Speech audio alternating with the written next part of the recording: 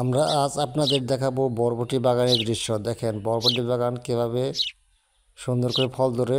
এই ফল এখান থেকে সংগ্রহ করে বাজারজাত করা হয়। দেখেন কি সুন্দর অপরূপ দৃশ্য। যারা এগুলা বাগান এখন পর্যন্ত এখানে দেখেন যে এভাবে সুন্দর করে সংরক্ষণ করা হয় এবং এখান থেকেই বাজারজাত করা হয়। যা আপনার এগুলোর মধ্যে ভালো করে ও ভালো মানের বীজ দিতে হয়। বীজ না দিলে এই বরবটিতে ওই পোকা ছিদ্র করে ফেলে। এবং গোবর সার দিলে সবচেয়ে ভালো হয় বেশি।